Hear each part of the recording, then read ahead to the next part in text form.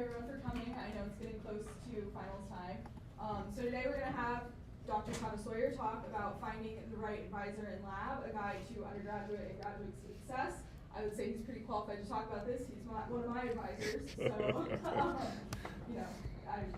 good call on that.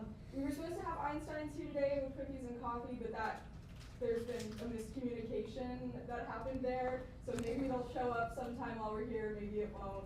Sorry about that. But yeah, I'll go ahead and turn it over to Travis. Travis did undergraduate here as a student as well as grad school, and now is working here. So you can kind of talk about this from all facets of it. So I'll let you go ahead and get started. Thank you, Paige.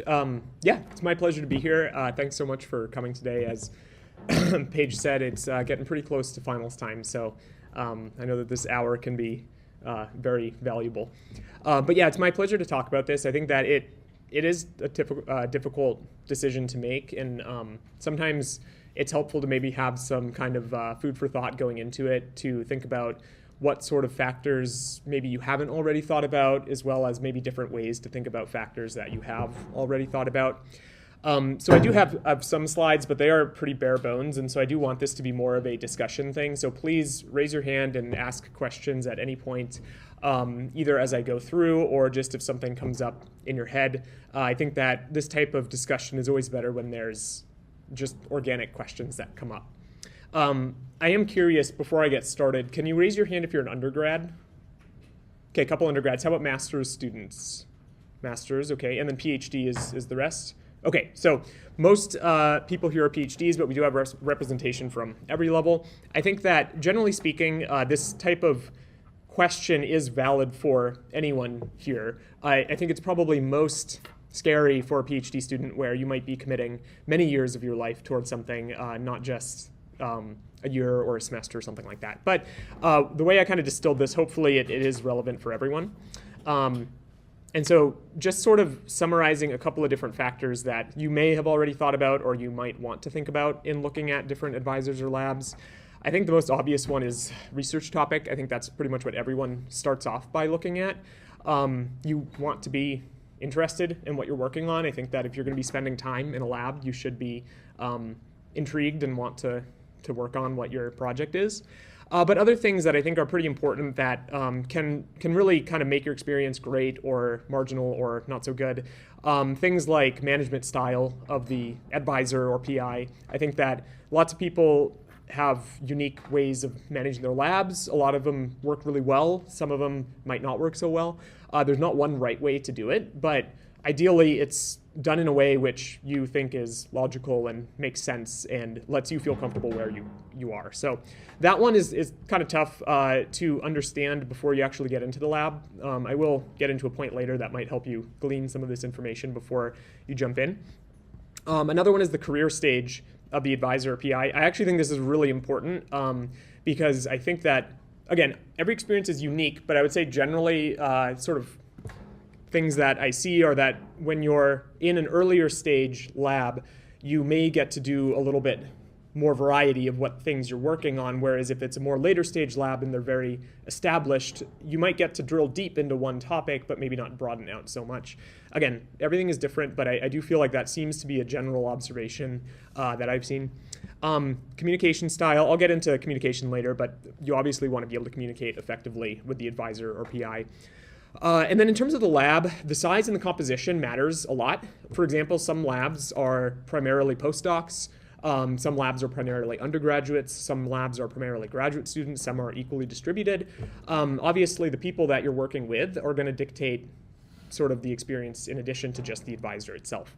And so the size and composition, there's not, again, one right way to do it, but just be aware that, for example, if you're in a lab with a lot of postdocs, there might not be as much kind of community at the graduate student level because the postdocs are going to be really focused on their own goals and missions and pursuing their careers.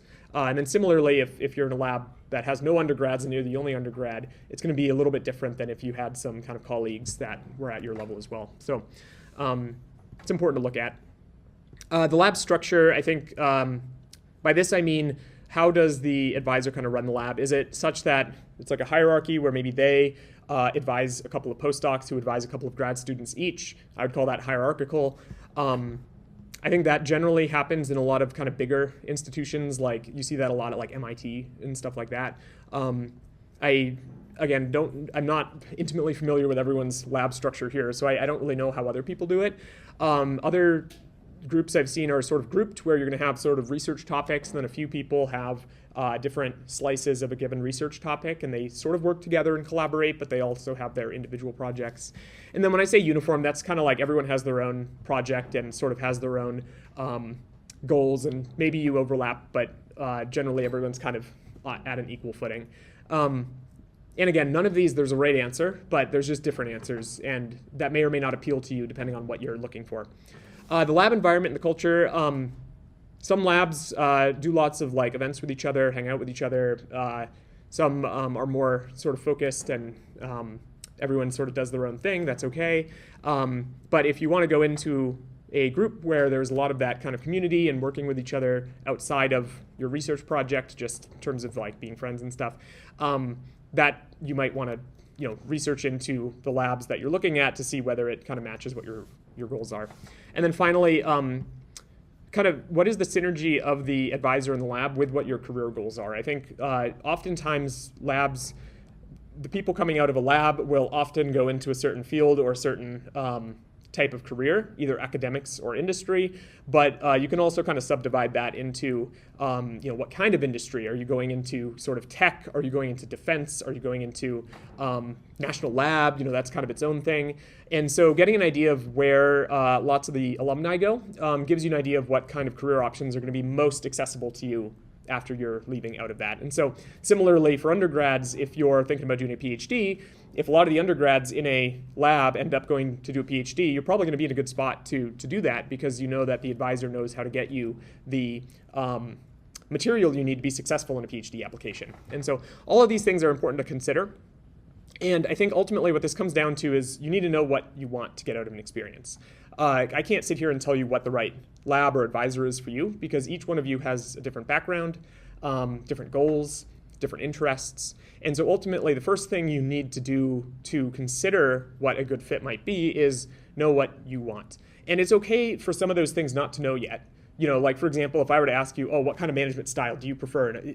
You probably don't know, and that's okay. But just try and think a little bit about how is it that you best interact with people? How is it that you best find success in your classes or previous experience with groups? Try and map that to some of the characteristics that I just talked about, because you'll find that there's not really anything super unique about being in a lab. It's basically like being in a company where you have a manager, you have to do work, you have to produce results, and it obviously is a little bit less kind of formal than a company, but not all labs are. Some of them are very formal and have almost kind of industry style sort of progress reports and that type of thing. So I think knowing what you want ends up being the most important thing. And again, it's okay not to know right away, but try and sort of categorize things that matter to you most. And so I give the same advice when I'm talking to undergrad students about applying to grad school, is when you look at schools, make a list of things that you care about. Number one is probably going to be something about, let's say you're doing PhD, something about the research options, because that's generally what a PhD is all about, doing the research. Then maybe the second thing you care most about is the location. Some people really don't want to live here because it gets hot. Some people really don't want to live in Rochester because it's super cold and has really cloudy weather and stuff like that. Maybe that matters a lot. Maybe you don't care. That's okay. But the idea is that when you get these things that you think matter, try and rank them, in my opinion, as to what is most important to you and what is least important to you. And you can go into this with as much detail as you want. You can pick 3 things. You can pick 10, whatever. But I find that it's really helpful to kind of quantify it and gives you some direction in terms of what do you think is maybe the best fit, the second best fit, et cetera, et cetera. Does that sort of make sense?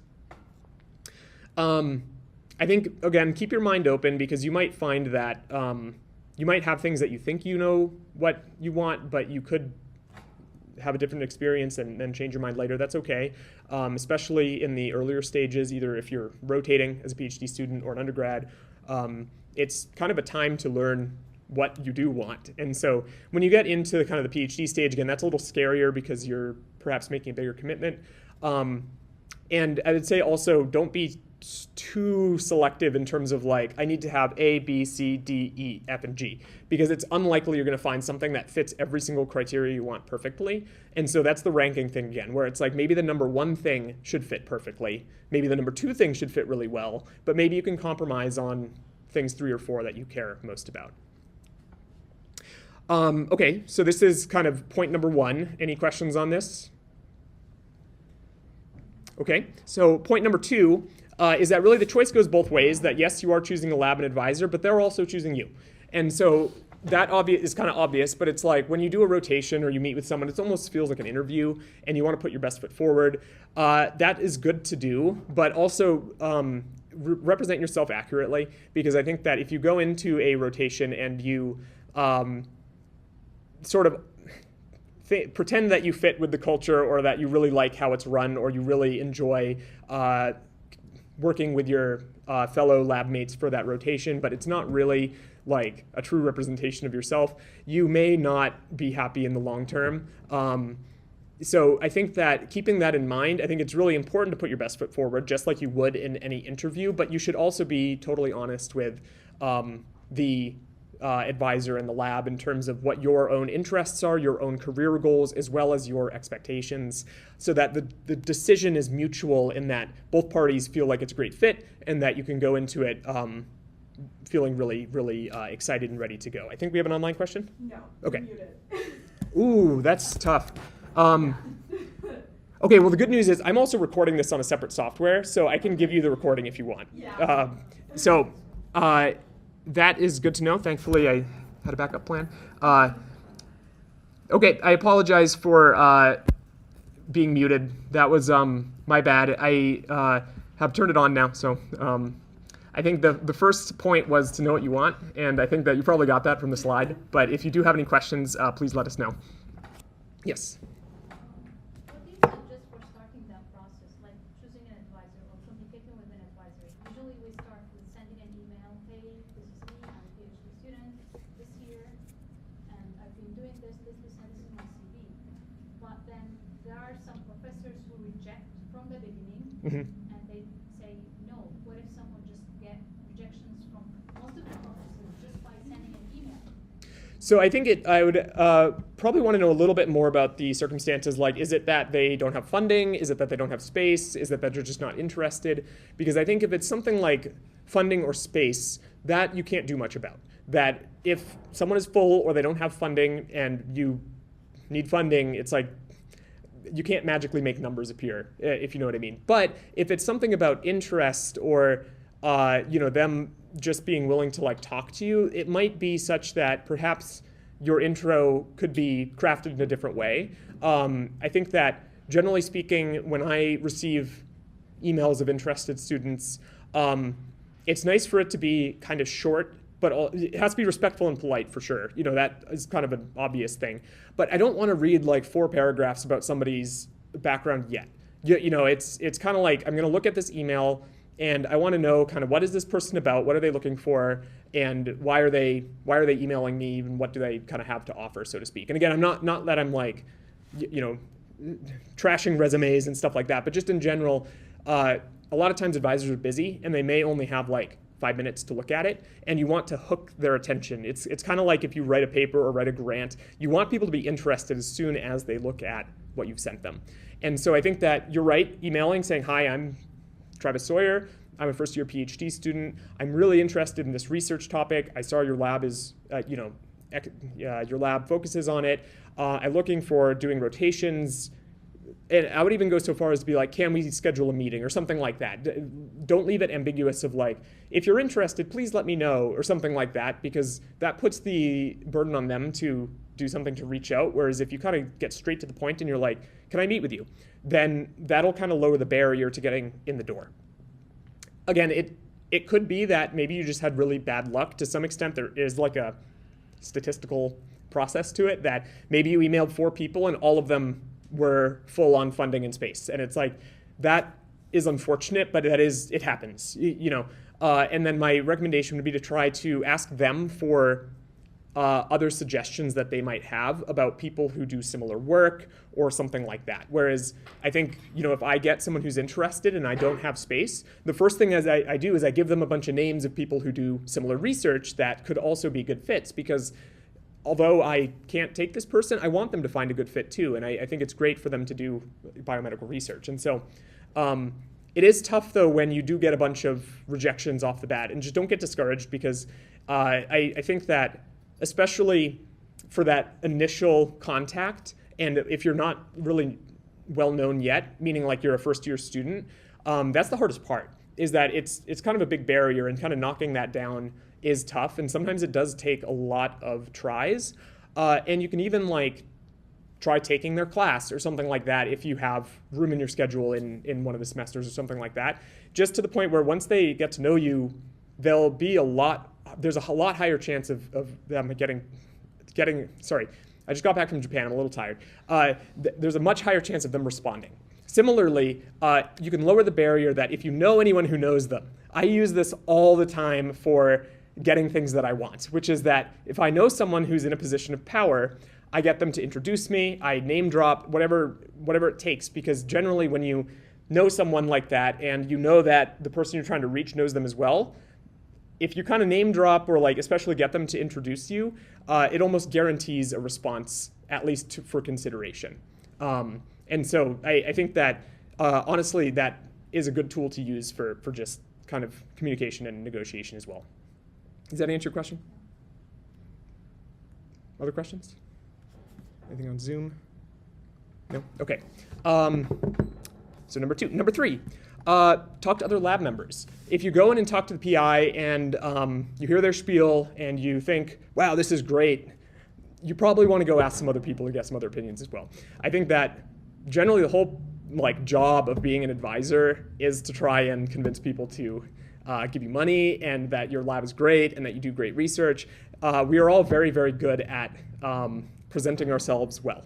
And so that doesn't mean that it's untruthful, but just make sure you get multiple opinions in general, because my own impression of my lab is different than what all of my grad students are going to say. And I'd like to think that they'll all say good things, but for example, I might think that I do something really well, but the students might not think that, and that's okay. Ideally they would tell me and I would try and improve it, but I think that getting the perspective of other students in the lab is absolutely critical, because that's going to be most proximate to your experience if you were to enter that lab. Similarly, for those of you at different levels, PhD, master's, undergrad, talk to the other people of that level, because, for example, an undergrad experience is not going to be the same as a PhD experience. And so if you talk to all the PhD students, that's fine, but you may end up being disappointed because you don't necessarily you're not comparing apples to apples. And so it's really important to talk to other lab members, and a lot of times they're going to be very honest with you, and nothing's perfect, and so there'll be great things and not so great things, and that is okay to have things that are good and bad. But then in getting kind of some of this extra information from other students, or even people who graduated from that lab, that's even better, because they're not really, under the pressure of trying to say good things. Like Paige here, ask her in a couple years, see what she says. But it really is important, because they're going to give you probably the most accurate information that you can get in terms of what is the experience like to be in a particular group or with a particular advisor. Obviously, things change. It might not be totally relevant if it was someone who graduated 5 years ago, but especially people who just graduated, that's actually, I would say, probably the best type of people to talk to. Yes? So if you want to talk to someone's past graduate student, who already graduated, how should you go about getting in touch with them? Should you ask the professor to get you in touch with them? Should you just reach out on your own? What would you recommend? Yeah, so the question was, if you wanted to get in touch with previous students, how do you do that? I guess it depends on how friendly you are with the professor. If they're pretty chill, I would just ask them to introduce you, because again, that'll guarantee a response. Well, not guarantee, but it'll make a really high chance of the person responding. If you are still kind of in the early stages, I think just cold messaging them on something like LinkedIn, or if you can get their email, totally fine. Again, just make it short, make it sweet, make it kind of to the point of what you're interested in. They'll probably be really happy to talk to you about their experience, because especially if it's a PhD student, they just spent 5 or 6 years of their life doing that, and they probably are happy to talk about it. Does that make sense? Yeah. Yeah. Thanks. Cool. Yes. I think sometimes we have to keep in our minds that some professors change with time also. Yes. As they age. That's absolutely true. Character really change. Yeah, so I think that kind of goes to my comment of like, you don't want to necessarily talk to someone who graduated a decade ago, but someone who graduated last year, that will probably still be pretty accurate information, because a year, yes, things can change in a year, but usually personality changes happen on a broader scale. But yes, you're right, things can change, and they can also change during your experience there. Like if your advisor has a major life event happen, things might change, and that'll get to one of my points later. But you can't also live in fear of stuff blowing up 2 years from now. That's just not a good way to live.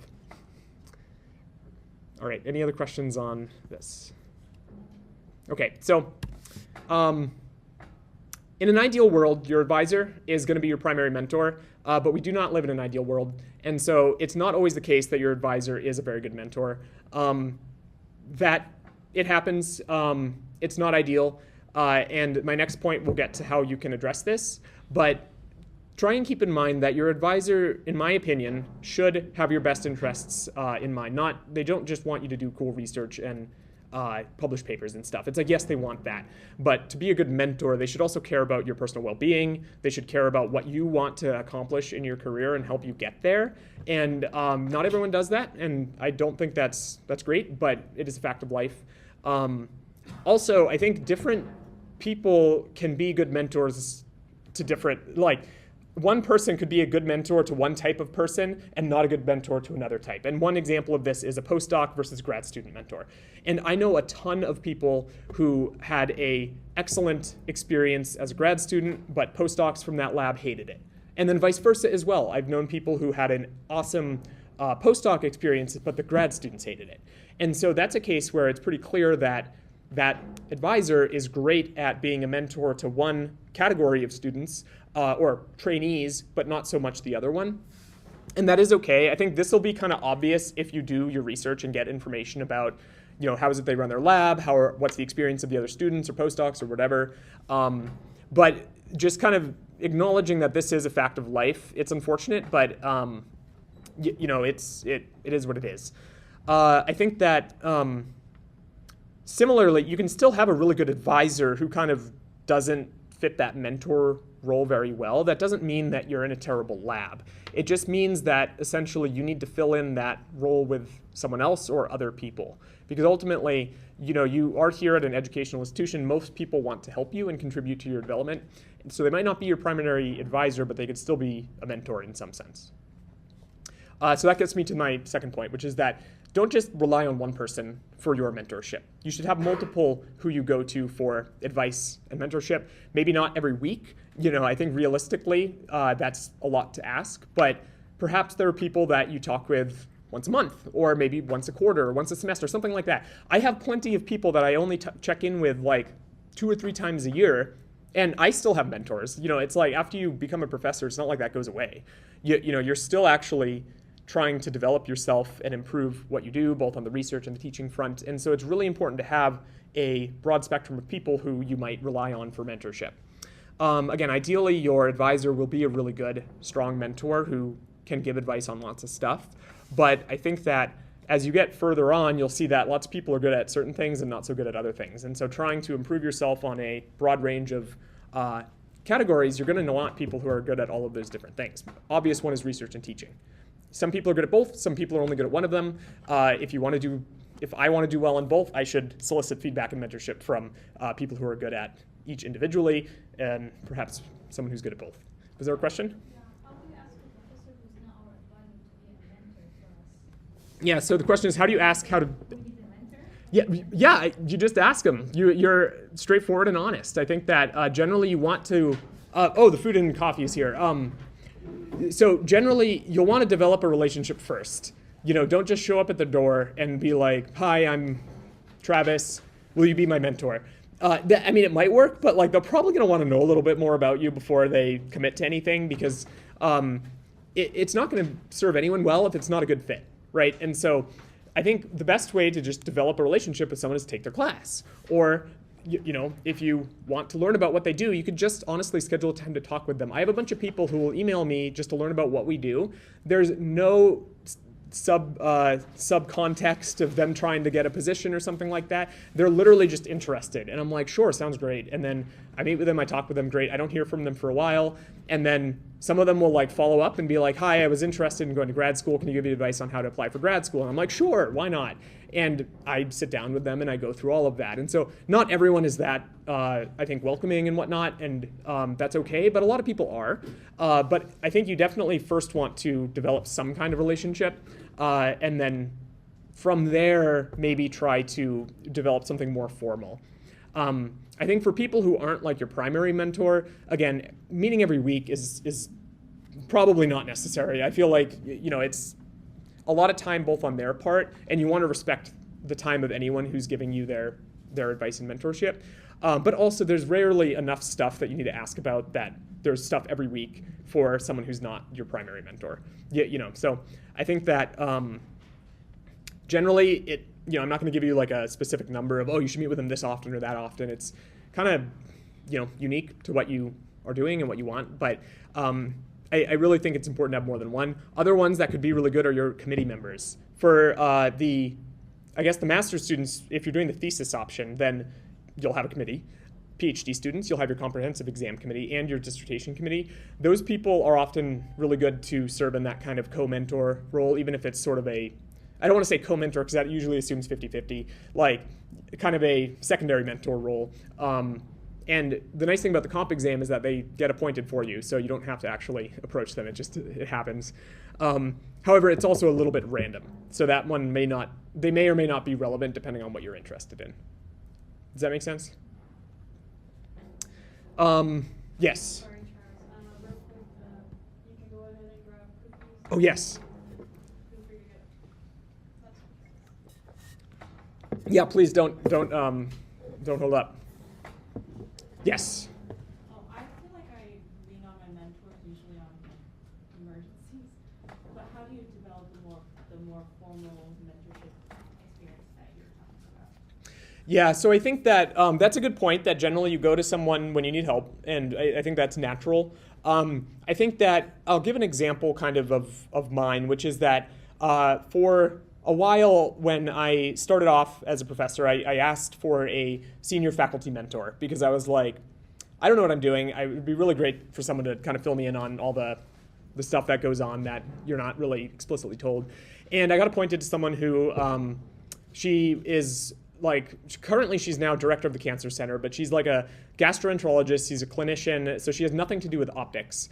But it was also part of like a grant that I got that I was supposed to get a mentoring team. And so I asked to be like given one basically.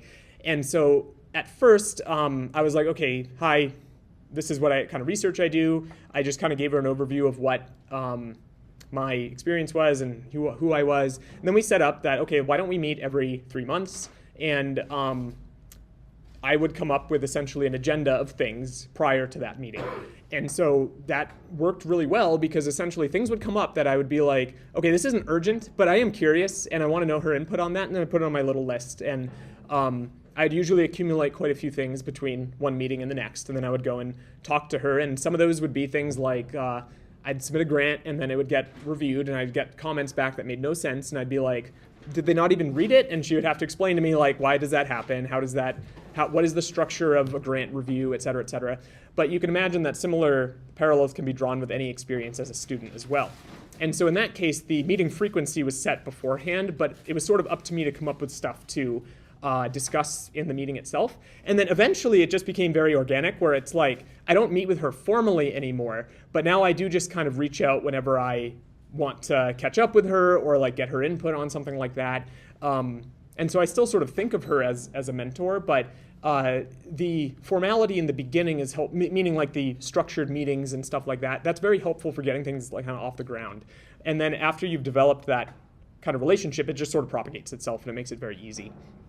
And similarly, like you'll learn a bunch of stuff and then you might have less of a need for their expertise, and that's okay. That's kind of means you're developing, you know? And so then it's okay to kind of make it a little bit more casual and that type of thing. Does that make sense? Any other questions? All right, number 6. Communication is critical. This is honestly just a good lesson in life. It's not dependent on choosing a lab, an advisor, and that type of thing. This gets more, both in terms of the pre-choice stage, but then also the post you've joined a lab stage, that really the most problems that I see in any kind of academic environment are usually due to some kind of miscommunication or lack of communication or so on and so forth. And so it's really important to maintain consistent communication, whether that's through email, through talking, through some people like messaging and texting. Like, I'm not huge on texting, but some people do. Some people like to like call. I hate that, but it happens. But it's really important to have this constant, not constant, but a consistent communication, that if you disappear for like 3 months and you're doing stuff, your advisor might get kind of upset because they're like, what are they doing for 3 months? And it's like, it's just better if they're kept up to date with what you're doing. But then also, if you have something you need from them, kind of telling them and asking them for assistance in that respect is really important to not be disappointed. Because, for example, like if I don't know that one of my students needs something, I'm probably not going to think of it off the top of my head because I have so many other things to think about in my daily life. But if someone's like, hey, I really need help choosing an internship for the summer, can we kind of go over my options? I'll be like, yeah, sure, let's do that. And so communicating is really important, and it does go both ways in this case, that it's not just on you to communicate, but you can exercise as much control as you have over the situation by doing your best to maintain communication. Obviously, if your advisor doesn't communicate, then that's really frustrating. I haven't had that experience personally, but I feel like I know some professors who, not in optics, of course, but some professors who would be really difficult to work with because I feel like they just do not respond to anything. Like there's one who I can only, this is again, not in optics actually, but I can only get him to respond if I text or call him. And it's super annoying because I feel like to me that's like a breach of like some level of boundary, but he just does not respond to anything unless you text or call him. And it's a bit weird, but also learning that about whoever you work with is important too, to know what kind of communication do they prefer, what's the best way to do it, what's the most efficient way to do it. But basically, you just want to make sure everyone's on the same page, and I think things go more smoothly in that case. Yes? We have a question from online. Zoom question. Yeah, so you might be able to just read it yourself instead of me. Sure. So are you able to address the mentorship and cross-pollination support between OPTI and ECE? Are advisors and mentors from ECE allowed in lieu of OS advisors to meet the MS requirements? Thank you for the question, Austin. Generally, yes.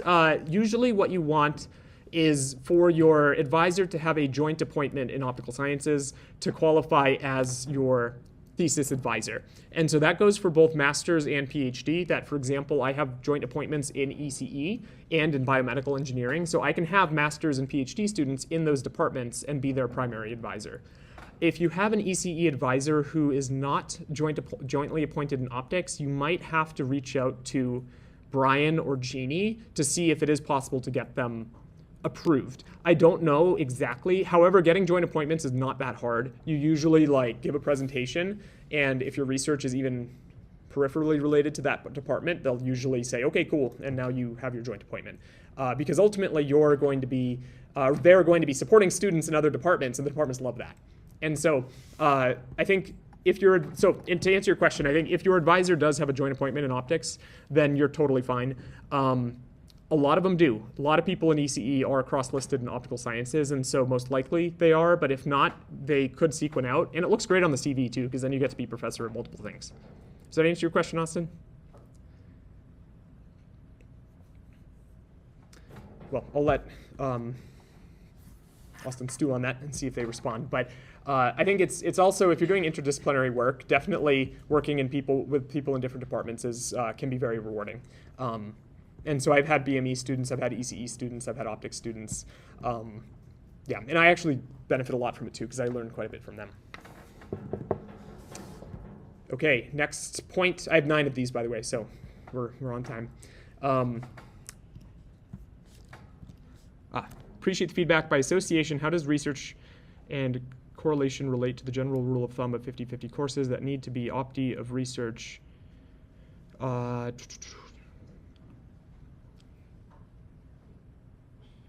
So that's a good question. I think that would be a better question for Brian or Jeannie, because I'm not as familiar with the requirements on coursework for the master's degrees. So I'd recommend you ask them, because they can give you whatever the most up-to-date rules are, since when I was actually paying attention to the class rules, that was like over 6 years ago, so it may have changed. So yeah, definitely reach out to Brian or Jeannie, and they can help you on that course one.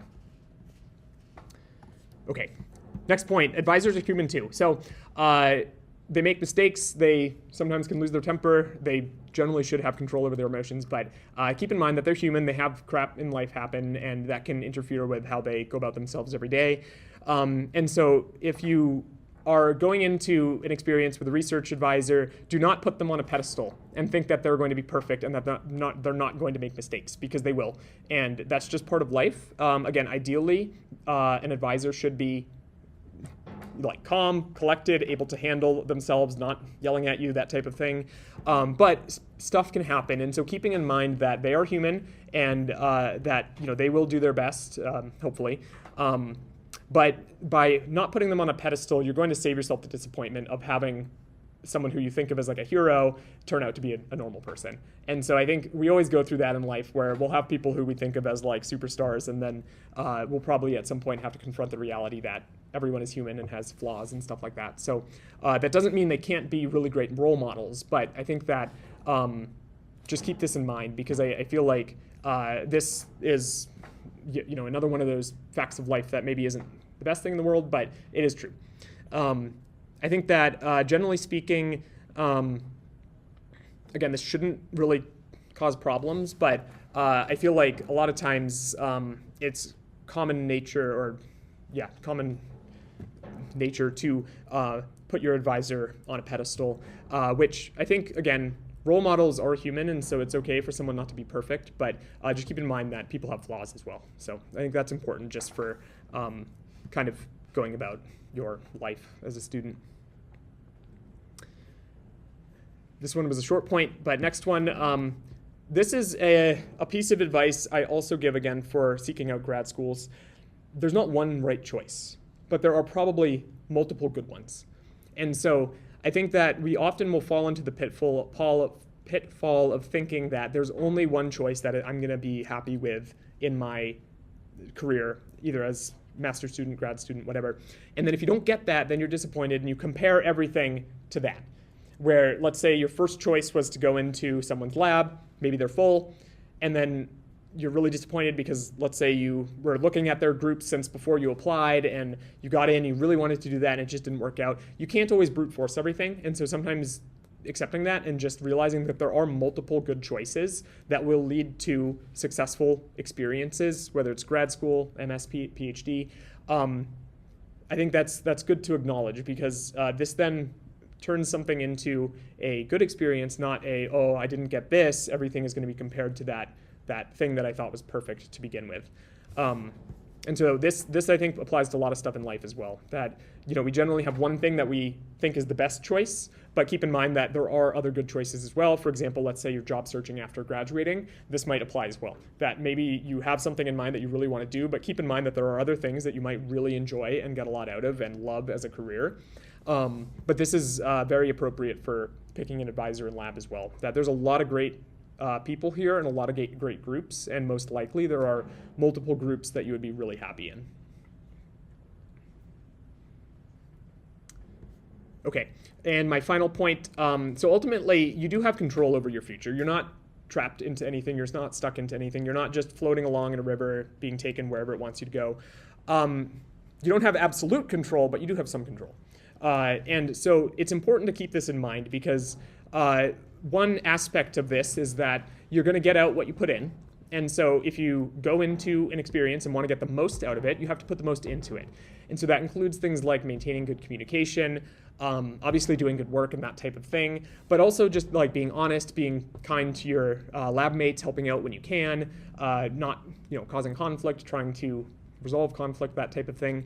And so you do have a lot of control over how an experience goes, but also if you find that something's not working out and that you're really not happy in wherever you currently are, it is not the end of the world to switch. I think that it happens, and it's more important to be happy with your life, then just try to power through an experience which isn't so good. And most likely, if you're in a situation that you're not so good, it's probably, I doubt either side thinks it's a great fit. And so it's not the end of the world if you find that something isn't working great. There are options. And again, if you assemble a mentor team and have different people that you can talk to, you might be able to get good input on kind of how to potentially resolve a conflict. Maybe, you'll have a conflict with your advisor. That's not the end of the world.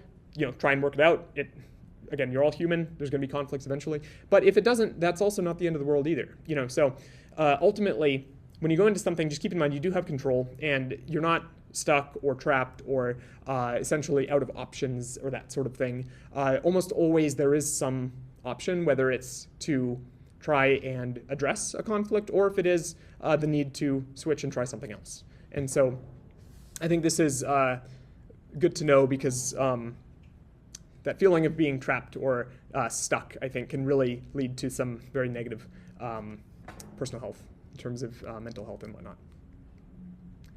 But okay, so those are my 9 points. Again, very bare bones slides, but hopefully gave you some interesting talking point or food for thought in terms of what you may want to think about in going about your life as a student, whatever stage you're at. But also kind of keep these in mind that a lot of this is going to be relevant as you go forward in your life. Like, things don't end in terms of working in teams and your jobs and whatnot after you graduate. Like, you're still going to have cases where you are going to have a boss and you're going to have probably a team of people that you work with. And these might apply. And so it's not going to be exactly the same because obviously being in school is very different than being in industry, but some of these things will apply in terms of when you're searching for jobs and stuff, or just in your life later on, you may find that you're in a very similar situation, you have a choice to make, and some of these things might matter. But kind of going back to the factors, I'm happy to talk more about these in any additional detail if you have them. These are just things that I came up with off the top of my head in terms of kind of how I think of different factors of research groups. Like, I can almost think of like sort of like having like either a sliding scale or like a categorical selector for each of these, for every research group here in optics or something like that. And each one could probably answer or categorize themselves in one way. And it's not necessarily, again, there's one right answer, but there may be some that lend themselves well to how you work and how you communicate and that type of thing. I think one obvious example of the communication thing is that I recently learned about this concept of high context communication and low context communication. And so I believe, I kind of mix them up, but there's like big differences culturally in terms of how people communicate. And so Europeans like to be very direct and very like, this is what I expect, this is what I want, okay? Whereas I think in a lot of non-European countries, it can be more on the low context side, where there might be a lot implied, but it's not explicitly said. And so I think that both work. It's like, it's not like there's one right way to communicate, but that can be an easy way to have some miscommunication if one is a high context and one is a low context. And so I thought that was interesting because it's things I've experienced in my life, but I didn't have a name to give to it. And so, but again, that's just one like very simple case of how it might be worth learning a little bit more about how people interact with their trainees and how they run their labs and stuff. Because, for example, I'm very high context, assuming that means being direct, that I always want everything explicitly laid out and not sort of implied, because especially if I'm kind of busy, it's definitely going to go way over my head. Unfortunately, I think my wife is more of a low context communicator, so I think that we've been learning how to address that. No, I'm kidding. I think, but she's actually the one who told me about those communication styles. I thought it was really interesting. Okay. Any questions? Other things that you guys want to discuss? Any more details? Yes. So I have more like specific question from my experience in my lab as an undergrad. So when talking like some like professors or grad students about the content of what they're doing in the lab, I mean sometimes, most of the time, it'll be like something well beyond like my realm of knowledge at that current time. And I was just wondering like when I should decide whether to shift to something that I might understand more, because in some cases like they say like, oh well, you could just be around for some of the projects, and I'm wondering how to like weigh like doing menial tasks and just being in that like realm, Right. and actually doing some hands-on work. Yeah, great question. That's a good example of like you could have two very different experiences, and part of it is what you want. And I think that if you were to join kind of one of those more, we could say like higher complexity projects where it's like, yeah, you're a sophomore. It's like you're not expected to know how to do hardcore quantum physics and stuff like that, but you could learn. And you wouldn't. I'd be surprised if you weren't able to pick up a lot of it in like a semester or a year to the point where you actually can start to make meaningful contributions to the lab as well. I think if you want to learn more about the topic, that's a great way to do it. Whereas if you want to learn, well, I guess like that could be the balance maybe, is that like if you were to do that, you're right, you might not be independently driving a research project at first, but that's also somewhat rare for especially an early stage undergraduate. And so it's not necessarily a bad experience, but you may have to put in a lot before you can start actually injecting your own creativity and novelty into the project, which again, you'll probably do a small part of it because a complex project, you need people to focus on small parts of it anyways. But it's more, I would think of it more as like the investment would be higher in that case, whereas there might be another research topic that you have enough background that you could make contributions right away, and you're going to get something out of it, but it'll be a different thing that you get out of it. Does that kind of make sense?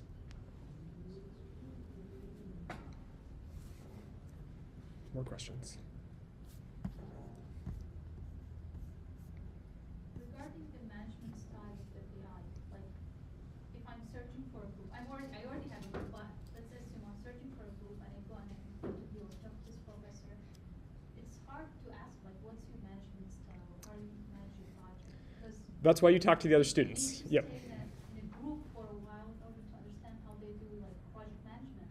Yeah, so that's kind of the point of rotations, and also why you want to talk to the other members of the group, because if they've been in the group for 3 years, then they can tell you exactly how the PI manages projects. Like, do they meet with people weekly? Do they meet with them as a group? Do they meet with them individually? How do they manage deadlines? Are they really like kind of a stickler for having it done by a certain day? You know, how do they provide guidance on what next steps are? These are all questions that you could ask a previous student or a current student. And you don't have to be super like, you don't have to like interrogate them, but that can easily be kind of put into a standard conversation about the lab. Like, oh, okay, how do the, like, you know, when you start a project, like how much guidance do you have on what to do? You know, and it's like, if they say, well, I pretty much have to figure it all out, that tells you about the management style that they're really hands off. That's not bad. You learn a lot when you have to figure something out, but it's a lot harder to get that initial kind of progress. Whereas I think if someone's a lot more hands-on, maybe that initial progress goes really fast, but perhaps you don't necessarily gain as much independence as quickly. Does that make sense?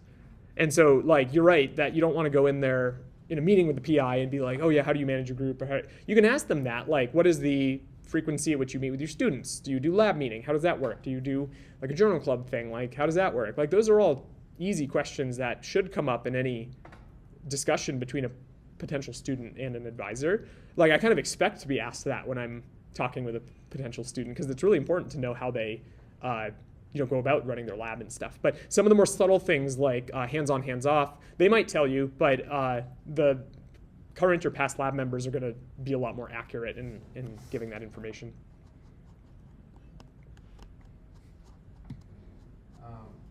What can you expect from me as a grad student, and what can I expect from you as a PI? Is that a too wild of a question if you ask that? I think it's a fantastic question. So the question was, what can a grad student, so basically if I was interviewing with a PI, could I ask the question, what can I expect from you as a PI and what can you expect from me as a grad student? I would highly recommend you ask that. I think that's a terrific question. If they're not willing to answer it, that would make me nervous.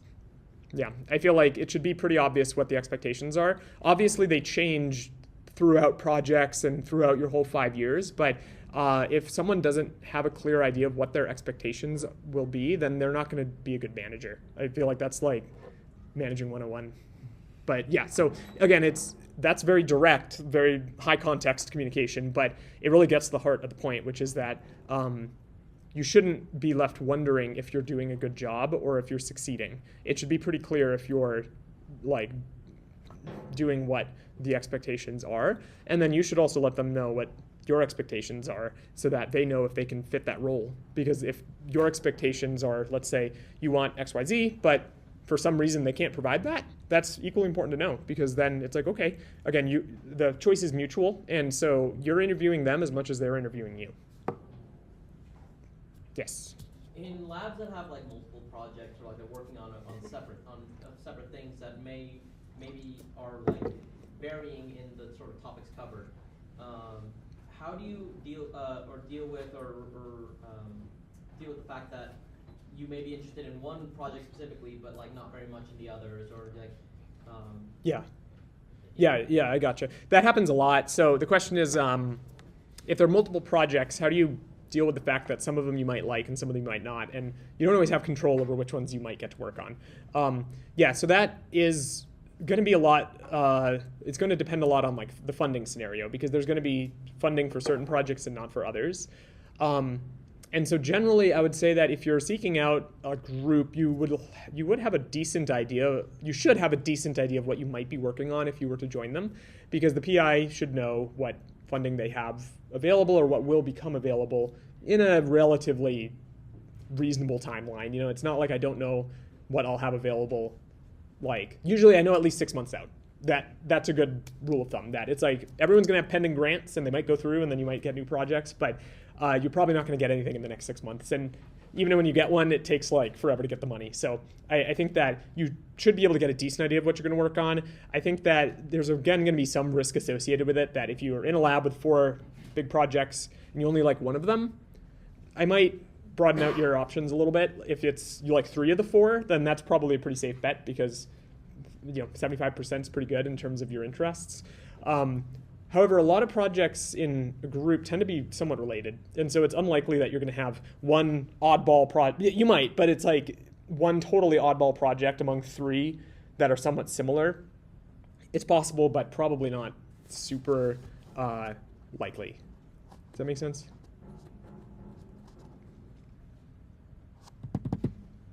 I think going back to your question about project being a small part of a little project or like a bigger project, I would ask yourself the question of like, number one, do you know what the overall goal is?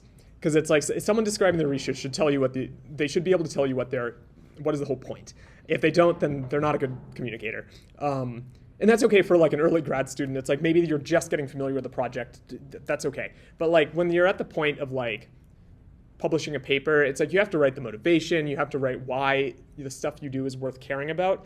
And so I would ask yourself the question, is that interesting? And do you care about that bigger picture? Because it's true that you may be a small part of it, but I think that contributing to something that you actually care about and that you're really interested in and passionate about, that's a really good thing to pay attention to.